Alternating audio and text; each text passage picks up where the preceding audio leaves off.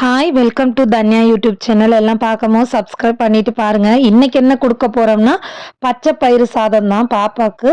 இது வந்து பாப்பாக்கு மட்டும் பெனிஃபிட் இல்லை, இந்த சாப்பாடு கொஞ்சம் எச்சா செஞ்சா குழந்தையோட அம்மாக்கும் நிறைய பெனிஃபிட்ஸ் இருக்கு. ஏன்னு பார்த்தீங்கன்னா இது சாப்பிடும் போது பிரஸ்ட் ஃபீடிங் வந்து கொஞ்சம் மில்க் இன்க்ரீஸ் ஆகும். அதனால குழந்தைங்களோட அம்மாக்கும் நல்லது, குழந்தைக்கும் நல்லது. நான் அரிசியும் பச்சை பயிரும் காலையில ஊற வச்சுட்டேன். அது நல்லா ஊறிடுச்சு. நான் தேங்காய் எண்ணெயில் தான் செஞ்சு தர போகிறேன்.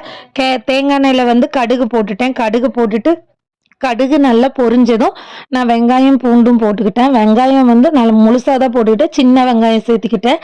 நான் வந்து இன்னைக்கு தண்ணி ஊற்றி தான் செய்கிறேன். இனி தேங்காய் பால்லே இந்த சாப்பாடு செஞ்சு கொடுக்கலாம். அப்போ இன்னுமே ரொம்ப பெனிஃபிட்டாக இருக்கும். நான் வந்து முழு வெங்காயம் ஒரு 6 வெங்காயம் எடுத்துக்கிட்டேன்.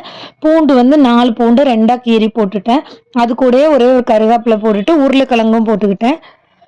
இதெல்லாம் நல்லா வணங்கணும். நல்லா வணங்கினதுக்கப்புறம் நம்ம நெக்ஸ்ட்டு மல்லியும் போட்டுக்கலாம். நான் இன்னைக்கு வந்து புதினா போடலை, மல்லி போட்டிருக்கேன். மல்லி வேணும்னா நீங்கள் மல்லி போட்டுக்கலாம். நான் சீரகம் போட்டு தான் மல்லி போட்டேன். மல்லி போட்டுக்கலாம். சீரகம் வந்து குழந்தைங்களுக்கு எவ்வளோ சீரகம்னாலும் கொடுக்கலாம், அது ரொம்ப ரொம்ப நல்லது. வெந்தயம் இருந்தால் வெந்தயம் ஒன்று போட்டுக்கோங்க, பிரச்சனை இல்லை. நான் சீரகமும் கொத்தமல்லியும் போட்டு நல்லா வணக்கி விட்டுட்டு உப்பு மஞ்சத்தூளும் போட்டுட்டேன். இதில் வந்து பச்சை பயிரில் வந்து நிறைய விட்டமின்ஸ் இருக்குது, குழந்தைக்கு ரொம்ப ரொம்பவுமே நல்லது. ரிச் ப்ரோட்டீன்ஸ் இருக்குது. அதே மாதிரி குழந்தைங்களோட க்ரோத்துக்கு வந்து ரொம்ப ரொம்பவுமே நல்லது. நீங்கள் வாரத்தில் ஒரு நாள் பச்சை பயிருமே குழந்தைங்களுக்கு கொடுக்கலாம். ஃபைபர் அதிகமாக இருக்குது. அதே மாதிரி பிரெயின் ஃபங்க்ஷன்ஸ் வந்து நல்லா ஆகும். குழந்தைங்களோட பிரெயின் வந்து பயங்கர ஆக்டிவிட்டியாகவே இருக்கும்.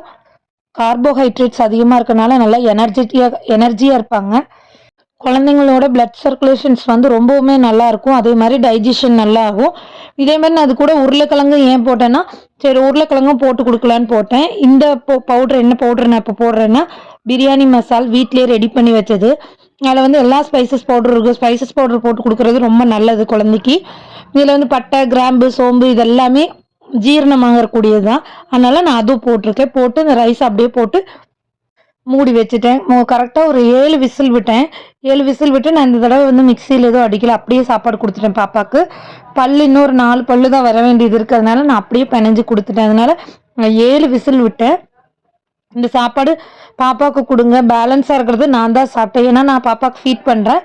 அதனால பேலன்ஸ் இருக்கிறது நான் சாப்பிட்டேன். நீங்கள் வந்து இந்த சாப்பாடு நிறைய ஆயிடுச்சுன்னா நினைக்க வேணாம், நீங்கள் வைக்கும் போதே கொஞ்சம் சேர்த்தி வைங்க.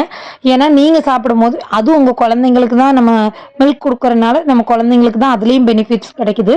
அது மட்டும் இல்லாமல் குழந்தைங்களோட வெயிட் கெயினுக்கு ரொம்ப ரொம்ப ஹெல்ப் பண்ணும் பச்சைப்பயிறு. பச்சைப்பயிறு மட்டும் நீங்கள் எப்பயுமே ரெகுலராகவே கொடுத்துட்டே இருங்க.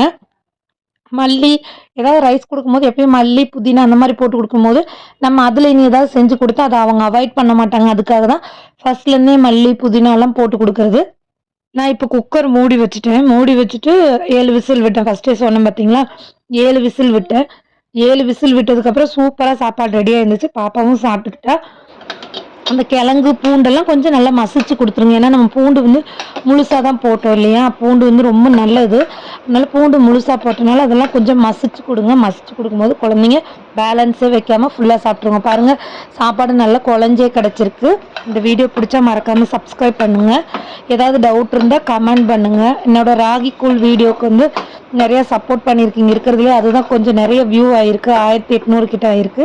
அதே மாதிரி எல்லா வீடியோக்கும் சப்போர்ட் பண்ணுங்கள். தேங்க்யூ.